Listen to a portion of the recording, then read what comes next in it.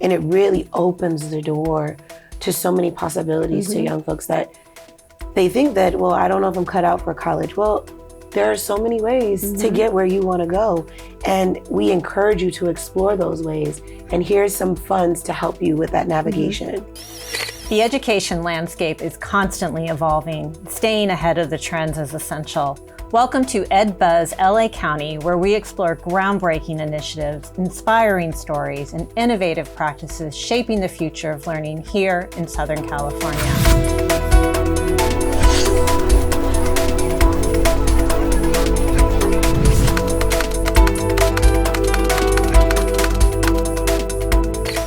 Today, we're talking about an incredible opportunity that could give children a significant head start on their future dreams. The California Kids Investment and Development Savings Program, or CalKIDS. Imagine this: allocated funds from the state of California automatically set aside to help eligible children pay for college, vocational training, or other qualified educational expenses. Launched in 2022, CalKIDS is designed to do just that: plant a seed for a brighter educational future for children across our state. I'm Dr. Elizabeth Grasswich, Executive Director of Public Affairs and Communications, and I'm joined by Dr. Mahagoney Gilchriest, Senior Program Manager at the UCLA CalKIDS Institute, and Dr. Anna Heinbuch with LACOE's Mental Health and School Counseling Unit. Welcome to both of you. Thank you. Let's start with Dr. Gilchriest. Can you tell us a little bit about CalKIDS and how it got started? So CalKIDS is the first state-initiated savings plan for families and students in California to support them with seed funding for their child's educational future. And I think that that's really important, and it speaks volumes to what we are as a state and ensuring that we are not only progressive in how we think about education, but that we're creating an avenue of real-time equity that's rooted in economic elevation. It's such a great program. And can you talk about who's eligible for it? Absolutely. So I like to break it up into what I would offer two cohorts. So the initial cohort were students that were in public educational schools in kinder through 12th in California on Census Day, October 2021. The data that was provided from the California Department of Education was pipelined to the California Treasury's office in establishing these accounts. And students that were eligible for the accounts initially identified in one of the four, what I call marvelous identities. The first being the bucket of either identifying as English language learners or low income, current or former foster youth, or students who identified as unhoused or currently experiencing homelessness. And depending on how many of those beautiful identities that a student identified with across California in their public school, they were eligible for up to $1,500. So with that specific group, you have to have been a student in a public school on Census Day, October 2021. The first partner and the governor, and I often mention the first partner because she has been one of the major champions of CalKIDS. So any baby that is born in California, July 1, 2022, regardless of status, regardless of income, is eligible for up to $175 in California. That's so awesome. And Dr. Heinbuch, how do you see this as being beneficial for our students? As you mentioned, Dr. G, that it's a seed, right? We're planting a seed, and this is something that as soon as a baby's born is already part of the trajectory of their life. And so these funds that are allocated to our students, to our youth, that could be used across the board and broad use of a 4-year, a 2-year community college, trade school, being able to now think of like, I need these extra things and I have these funds to support that, whether it's a laptop or, moving into a dorm. It's broad use. And so for our parents to be able to even have that already part of the package when they leave with their baby, I think is something that now is an extension of what we all want in California. And to be able to provide our youth with these tools and accessibility and the equity in terms of closing that wealth gap, I think is going to be really important. And just having those funds available will really be able to support that cause. Well, and even just this idea of like, you're in elementary school and you already have an account, right? That's like saving towards college, like what that can do for a student and a family related to their ability to reach college, right? And I think it increases the likelihood of our students be able to now have this vision of, it's not so much how am I going to get to college, but now that I have these funds, where am I going to put it towards, right? And I feel like that's so important for even that mindset shift for all of us to be able to say that. I think I would like to also highlight as well, and I love that you mentioned two-year institutions and vocational training, and that education, there are so many avenues and routes in which education can be provided. It isn't just a four-year institution. So it's really a way to open up those conversations at a very early age with our young people, our future leaders, our change makers, to know that there are so many avenues in which that you can change the world at a four-year, at a two-year, through educational training. And CalKIDS is able to kind of set forth the foundation and cornerstone for that. And it really opens the door to so many possibilities to young folks that they think that, well, I don't know if I'm cut out for college. Well, there are so many ways to get where you want to go. And we encourage you to explore those ways. And here's some funds to help you with that navigation. Yeah. Well, and I know one of the reasons we really wanted to have you on today is that it's been challenging to get this information out. You've really run up against some barriers. Can you speak to that a little bit? Absolutely. I think that I would offer them in three major buckets. The first being the most prominent is mistrust, not really knowing where the funds are coming from, who is our data going to, what is this? I would be remiss not to, I'm not sure when this will air, but the weekend following our taping of this, there has been a sincere uprising of concern in our communities. And folks, we're coming to them and saying, hey, we have funds for you for schooling. And it's like, can I trust that my information will be safe? And I'm worried that I live in a mixed status household, that this will somehow elevate and make my family more visible in an arena where we already don't necessarily feel safe. Right. That's a real reality that a lot of our students are living in here in California. And I would love to offer that none of the data that is required in order for you to claim your account and even see if you're eligible is identifying information that your school doesn't already have. We're not asking for your status. We're not asking for the status of your parents.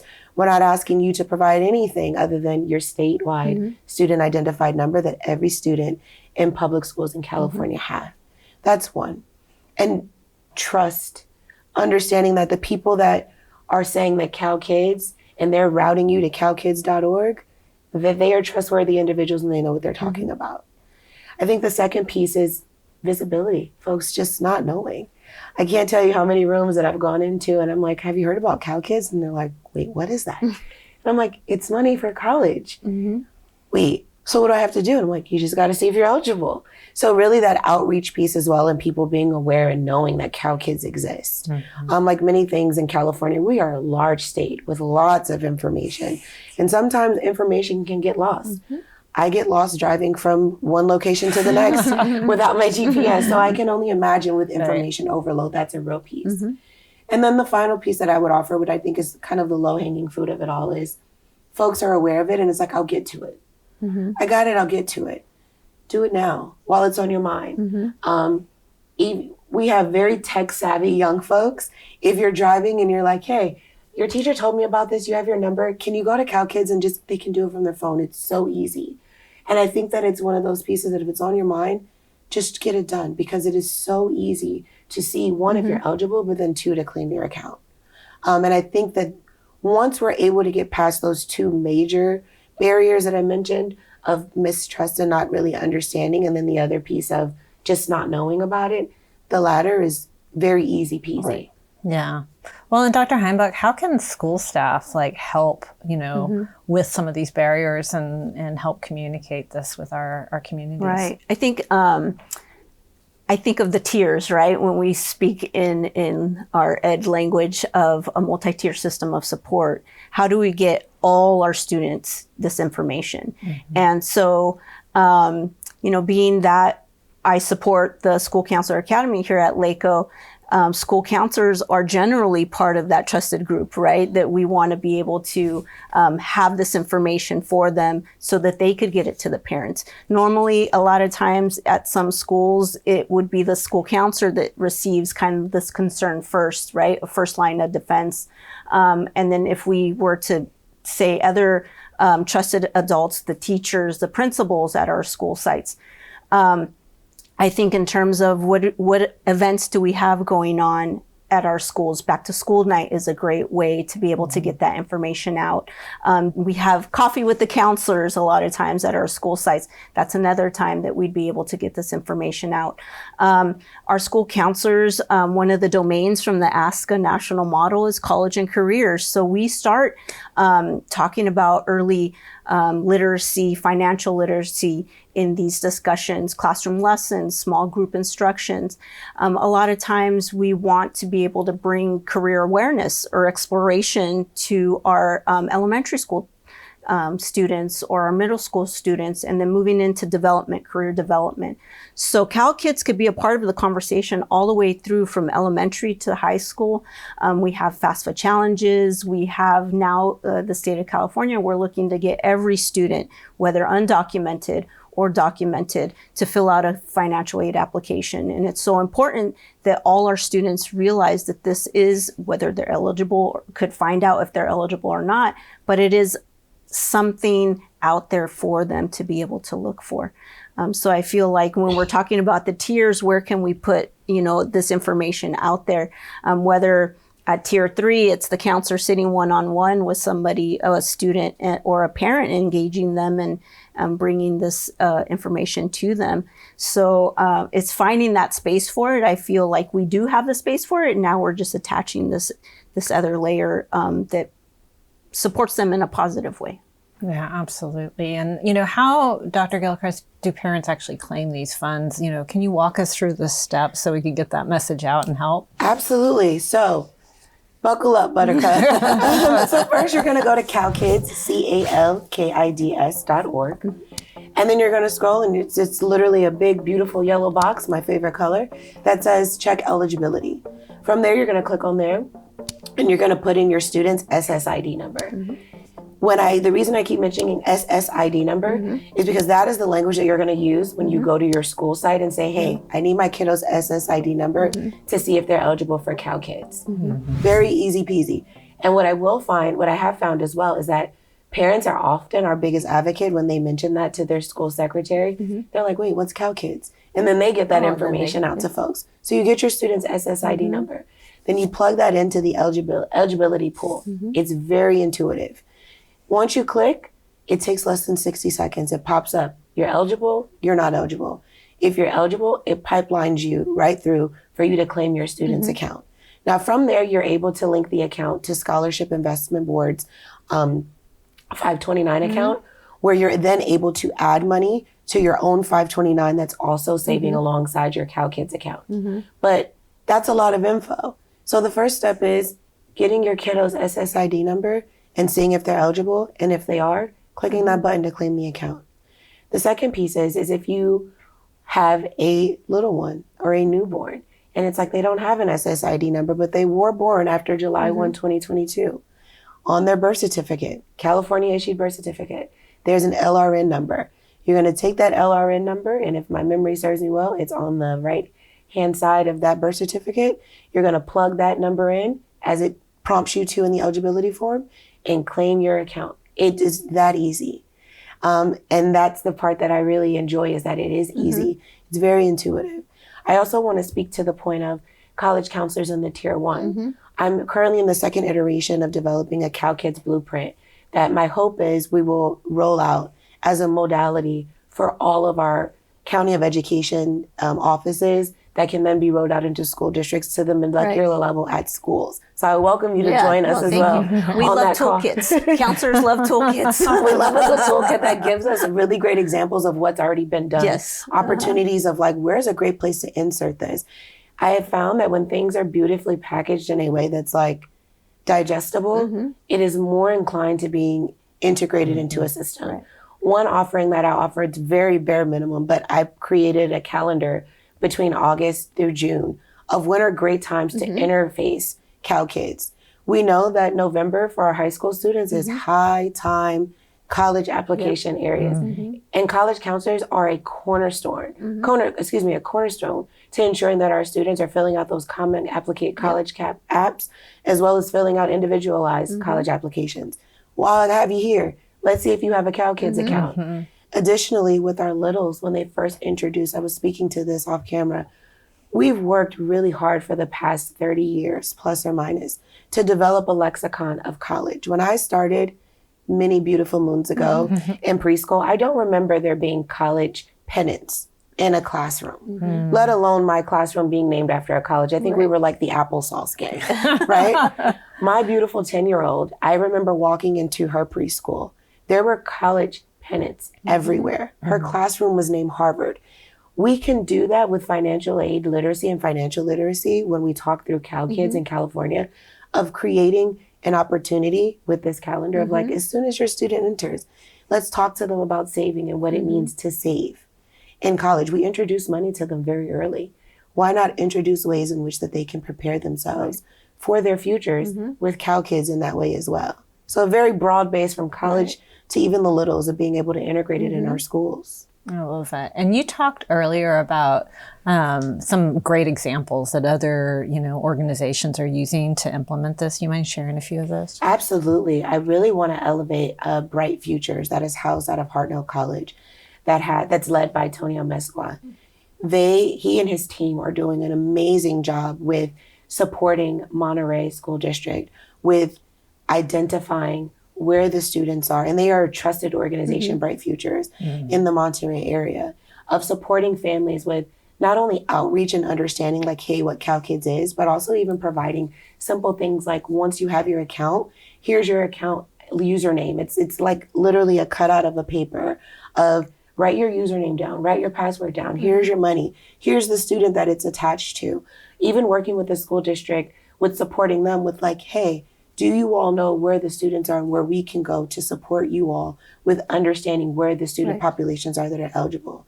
Riverside County Office of Ed has done an amazing job with their financial literacy program, just overarchingly. They're honestly probably ahead of the curve, and they're definitely ready 100%. With integrating financial aid literacy that's coming down the pipeline for the state in our next academic year, right?